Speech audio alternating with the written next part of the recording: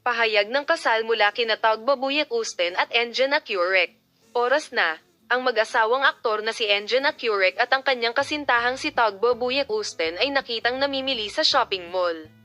Sa pakikipag-chat sa mga miyembro ng BASA, sinabi ng mag-asawang 9 na taong gulang, sa tingin namin ay oras na, nang tanungin tungkol sa kasal.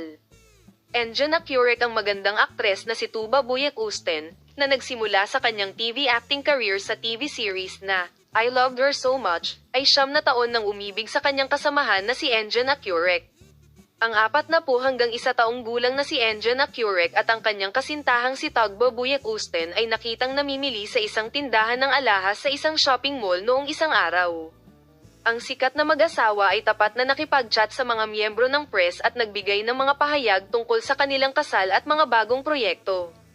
Nahumaling siya dito nang sabihin ng mga mamamahayag, narito ba tayo para kunin ang ginto para sa paghahanda sa kasal? Ngumiti si Enjen Accurek at sinabing, nahuhumaling siyang magpakasal.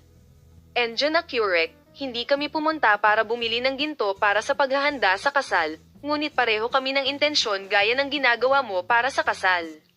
Taos puso siyang tumugon sa pagsasabing, sa tingin namin ay oras na ngayon, tuldok. Sa pagsasabing wala pa silang nabibili sa ngayon, nagbiro ang aktor na hindi niya gusto ang mga ganoong usapan. Patuloy akong magbabahagi ng detalyadong impormasyon sa paksa sa iyo. Palem, makita ka sa mga bagong video.